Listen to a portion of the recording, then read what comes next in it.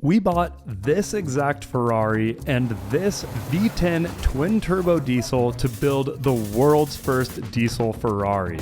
But we still have to figure out the most challenging piece remaining of this puzzle. How are we going to get this insane amount of power to the rear wheels? Today, we finally get to use this here adapter. No, wait, that's the prototype. This adapter, and see if we can bolt this 6-speed Porsche transmission to this V10 twin-turbo diesel engine in our Ferrari.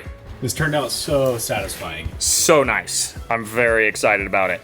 I designed it all in CAD, 3D printed a prototype, and then sent the file off to be machined. Step one, does it fit on the transmission? Well, it didn't line up perfectly, but it's close enough to fit with just a bit of fine-tuning. A little bit of clearance, Clarence.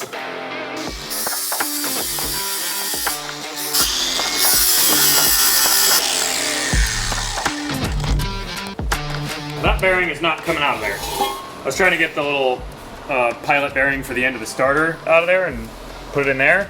It's not gonna come out, so I'll just have to see if I can find a new one. There's a part number on there. I ordered a bearing, but it won't be here for a while, and it'd be nice to have the option to at least crank the engine over if we get that far. So I'm just gonna make a little temporary plastic bushing for there.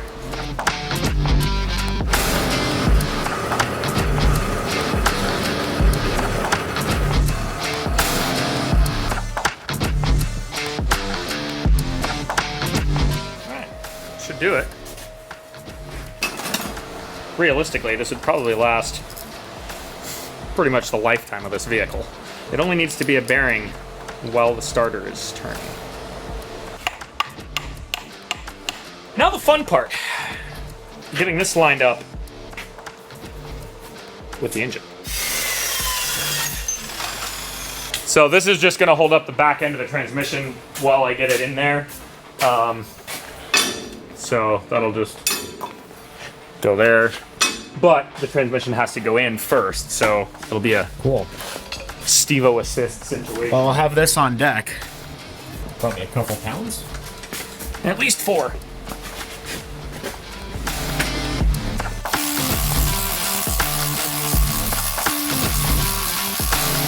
Yup, ready for a test drive.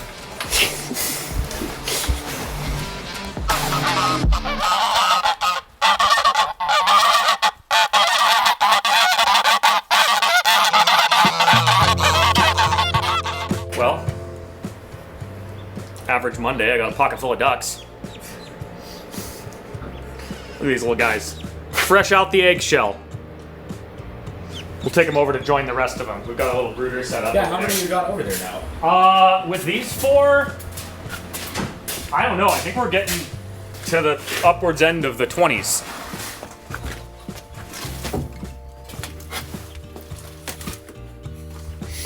Where are the ducks? I don't know. Maybe. There's a whole pile of them under here. All right, let's count them real quick.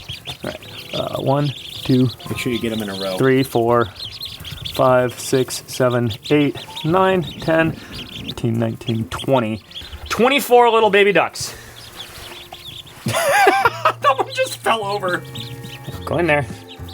Go in there, be warm. Be warm. Yeah, look at all these little munchkins. Just zipping around like psychos. I mean, they're all really cute, but look at this one. It's got little yellow toesies. And it's got a little like necklace of yellow and little yellow wingtips. Okay. Now, just need to do some of that finagling we talked about earlier.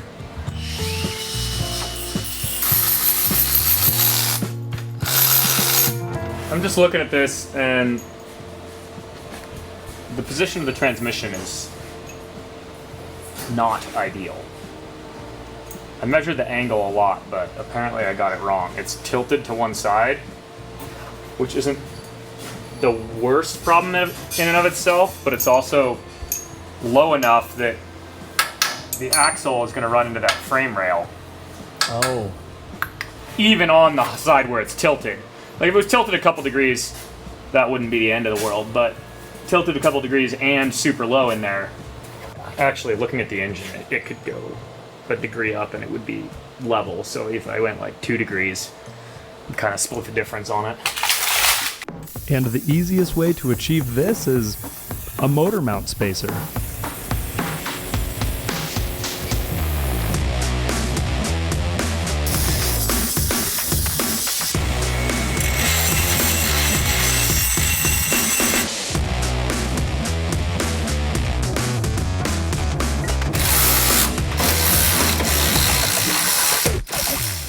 Yeah, we could definitely go up with the back of the engine a little bit.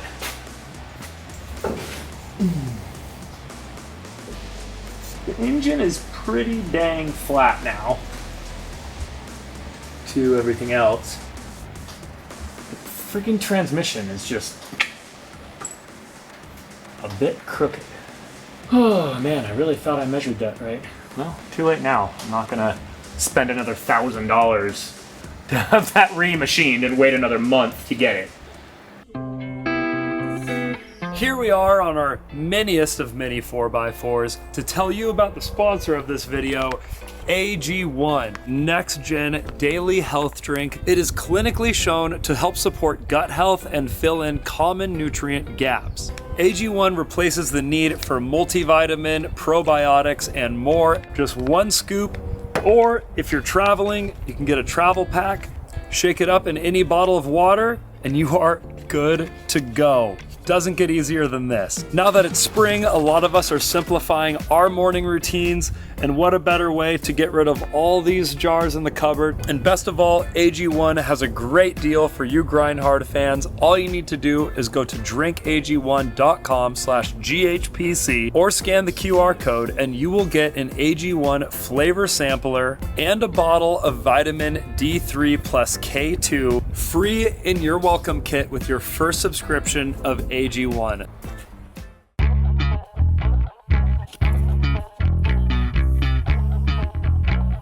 This cross member here is in the way, and it's not really that, I mean, I'll put something back in there, but that particular one isn't really structural, it's just for mounting stuff. So.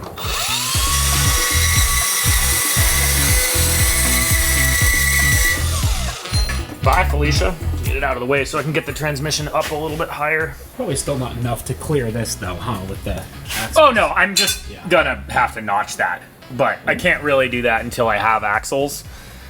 Which I still have to figure out what I'm doing there because Ferrari axles are absurdly expensive, and then the inside flange probably wouldn't be the same bolt pattern, and also the length would probably be wrong. And then the Porsche ones are pretty cheap because they're much more common, and that'd be fine for here. But then again, the length won't be right, and the outer splines wouldn't be right. So yeah, in the meantime, I will figure out a transmission mount. I'm thinking what I'll do here is do the old plate, tube, and tube sort of mount. 2 random scraps of tubing, just weld these on there, and we'll have the beginnings of our transmission mounts.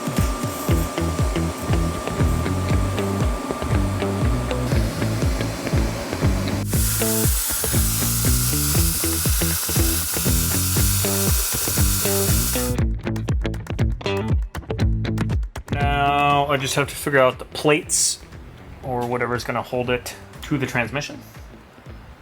Transmission side mount. I'd love to put like hexagons or something in it, but I don't know exactly where the tube is going to go, so I can't really do that. So it'll be nice and simple.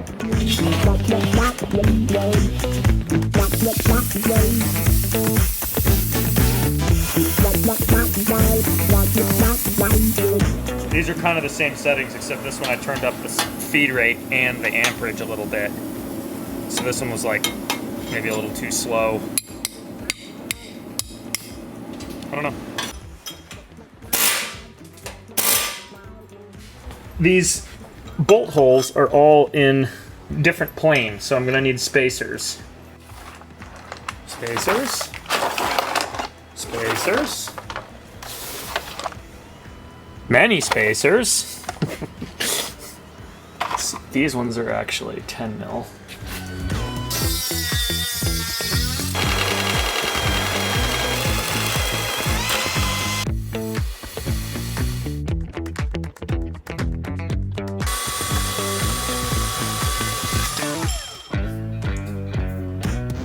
Getting close, getting close.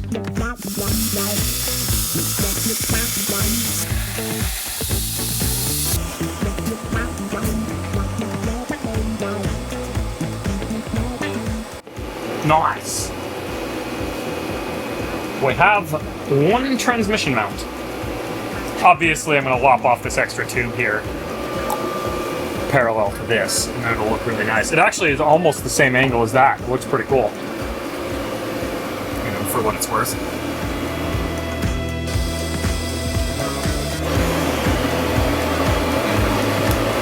Oh, very nice. Very nice.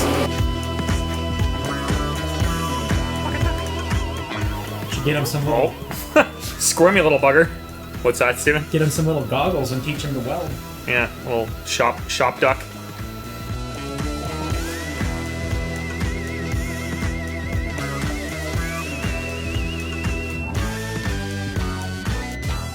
Well, how goes the second one?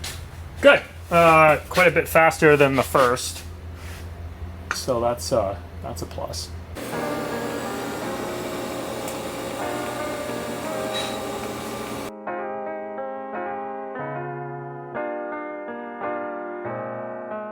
So now that I got these both packed, I'm going to pull them off, cut off the excess of the vertical tubes there, clean them all up, finish welding them on the bench, and then bolt them back in. That's the plan anyway.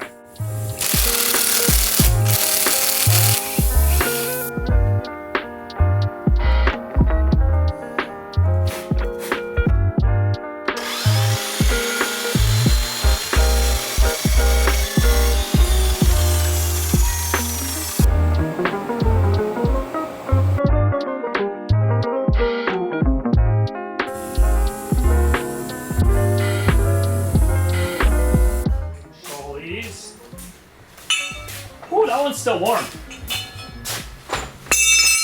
Hot, in fact. Let's see, is that's this side. Thought about powder coating them before reinstalling them, but one, I decided I didn't want to wait, and two, I don't know what color I want to do all of this stuff yet, so. Pink? Obviously. The pinkest of pink. Yeah, that looks nice. Bada boom! Transmission mounted.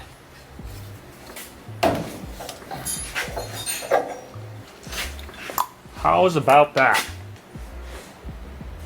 Sturdy.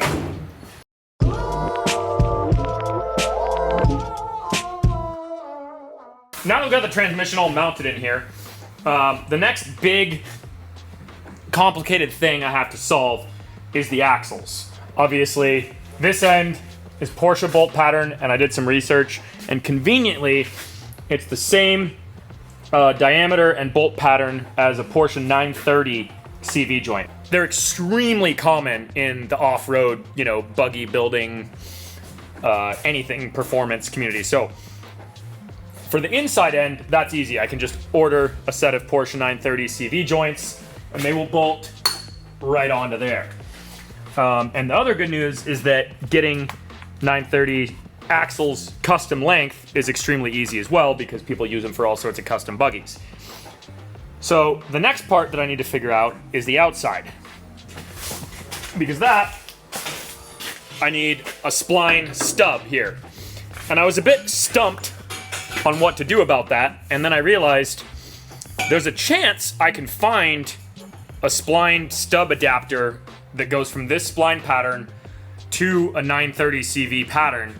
There's a chance I can just find one, so I'm going to research that right now, because if this spline pattern is shared between a Polaris Ranger and a Ferrari, odds are there might be other things that share it, and then I might be able to buy an adapter, and then my axles will be easy. If I can't buy an adapter, I can actually just take this apart and use this, and then make my own adapter that welds onto this stub.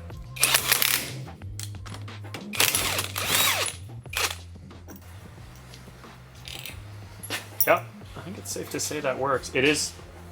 Splines are a bit too long. But basically, the easiest way to like know for certain that this is all going to work is to just measure what I have here rather than trying to look up obscure parts online.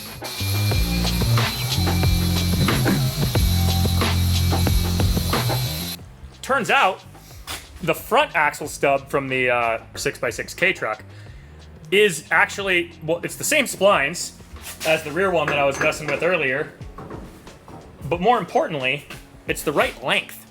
I couldn't find anything for an axle stub that it's already adapted to a 930 CV bolt pattern.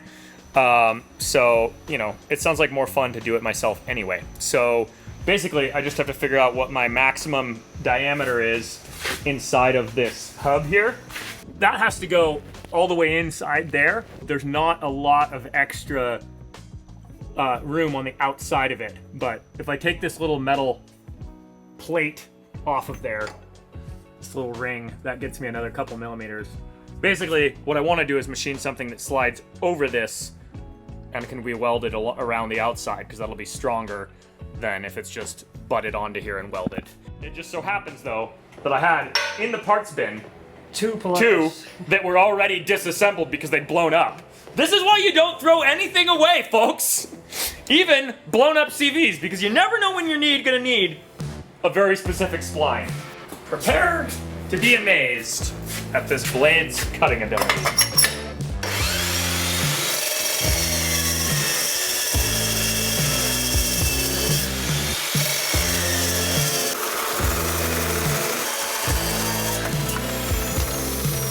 Takes a little while, but that is a lot of steel to cut through.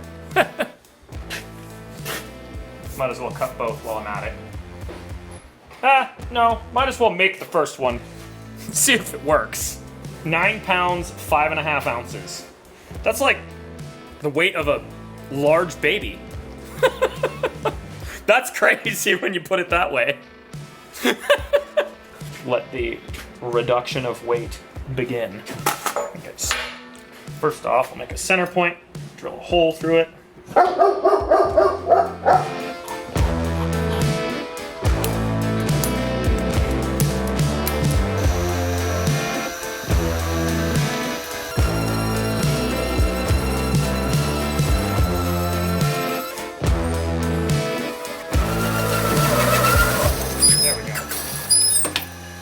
Nice. That actually took about 1/10 of the time I expected. Ow, that's hot. You want a cookie fresh out of the oven? Oh, what's the wheel? A wheel. You can use it for the, Yeah, right? for this. Yeah, Isn't that crazy how quickly that cut through there? yeah. You used lots of cutting fluid, didn't you? Yeah, I also put the mill on its, I swapped the belt around so it has the lowest speed and the most torque. So I could just yank on that thing. Yeah, that's what you have to do sometimes. Lots of pressure and lots of cutting fluid. Tool to change the chuck on the lathe there. Swap the teeth around on it. It's one of the more unique shapes I've seen in the lathe in a while. Yeah, we don't usually start with squares.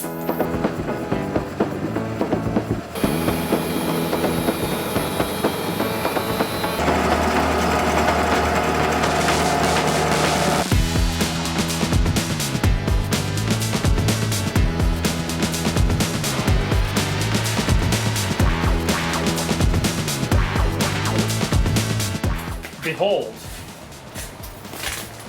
the square has become a circle. Now, just to make it the right shape of circle, and we'll be in business.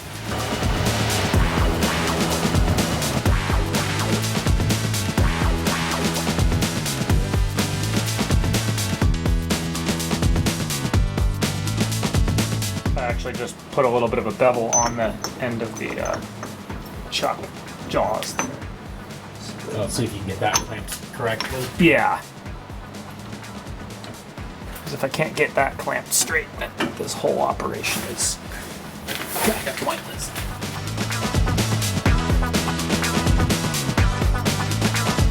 I went about, I don't know, 1/1000 of an inch too far.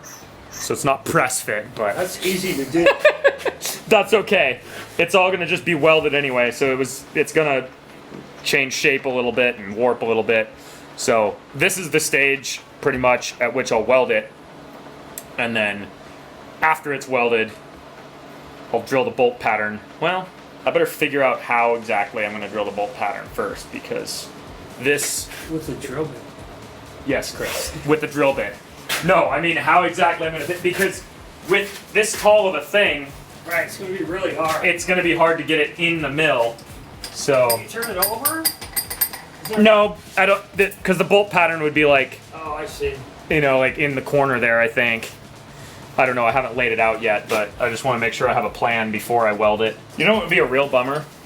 Because after all of this, if we like do the first launch and this just goes...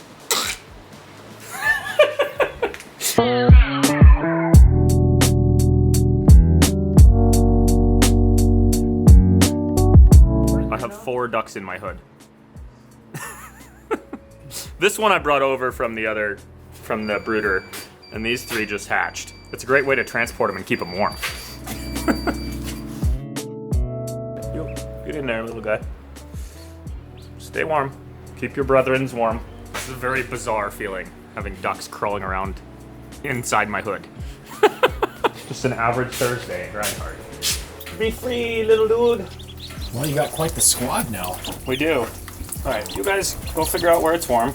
I've decided that the best way to make this For it to be accurate, is to drill this before welding it to that.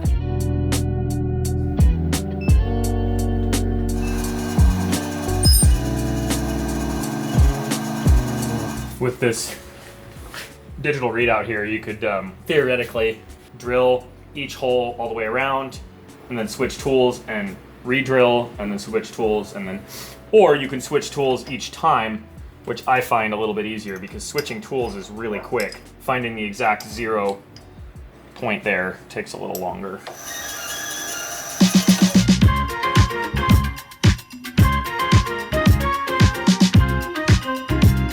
And just like that, we have what is hopefully a 6-bolt pattern for a 930 CV.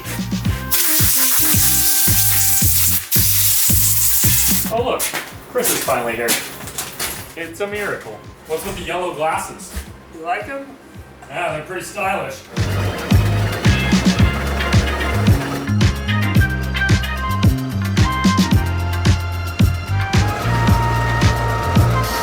I think it's about time for the final weigh-in. See how much material we removed.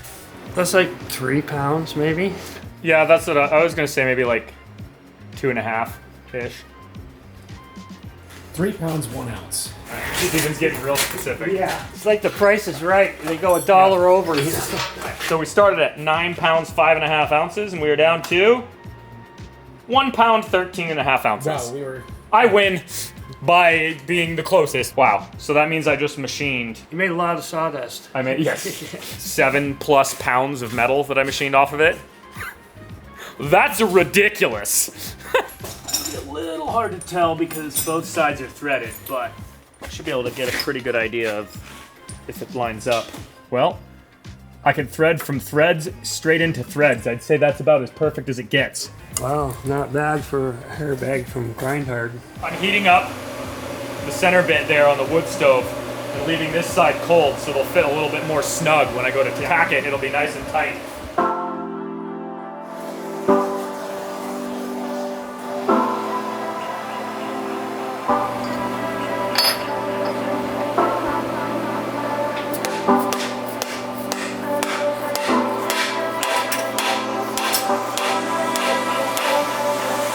Perfect.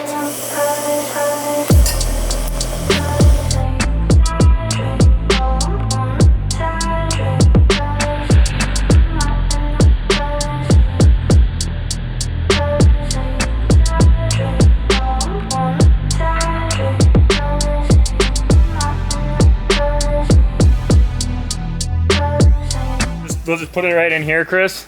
You can just drink it out of here like a chalice. Yeah, I love the colors, pretty colors. I know, very pretty colors. Now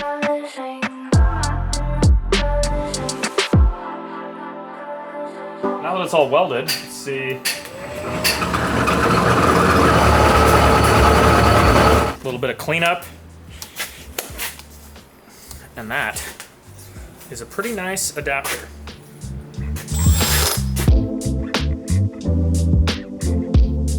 To get this actually fit in there, we are gonna have to remove the parking brake. Who needs a parking brake?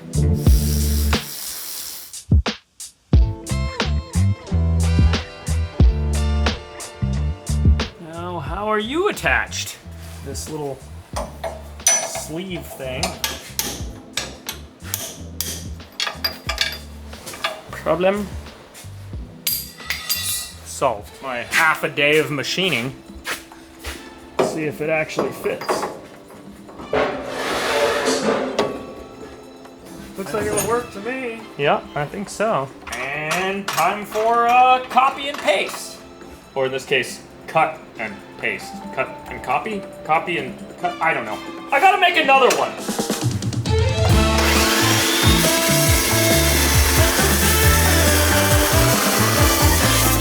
This time, I'm gonna see about lopping off corners of this.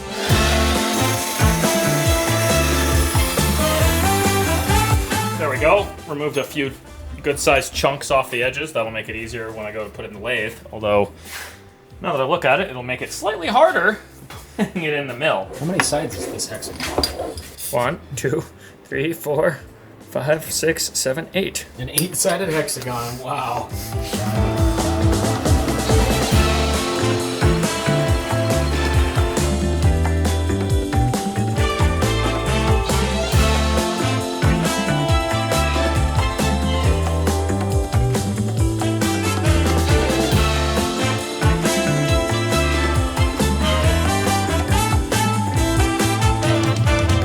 Look at there.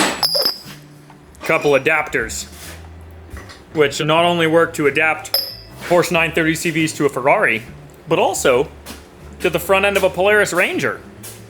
We could upgrade. I could make more of these, and we could upgrade the axles on the K truck.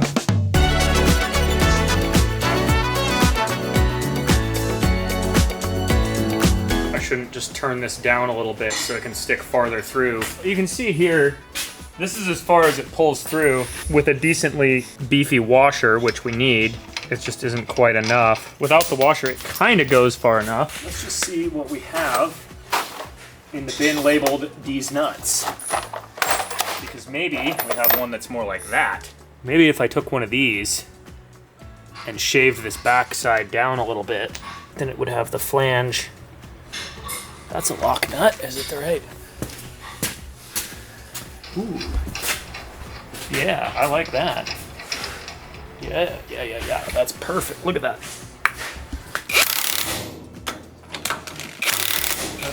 That's at least a little better. It's a lock nut.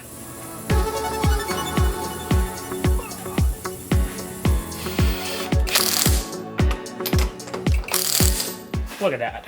You know, something that I just thought of is if one could find a unit bearing like this that's the same 4-bolt pattern, but a different spline, you know, that would fit like a standard thing. Too late now. It's kind of funny to think that you'd be trusting your entire life to this little bearing right here if you were taking this car to its top speed. 180 miles an hour, and at the end of the day, it all comes down to these little bearings and these 4 little bolts. That's kind of frightening. I mean, that said, if the bearing disintegrated at 180, it's not like you'd instantly die, because it would be held together by other factors. But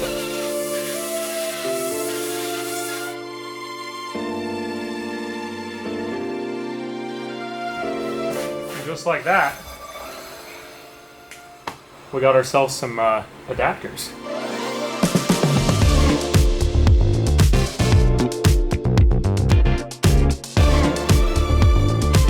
Next time we work on this, we should have the ECUs back. We have the wiring harness pretty close to a point where we can plug everything in and see if it works. A couple other this and that's, and we might be able to do a test start next time. Stay tuned next week for more shenanigans.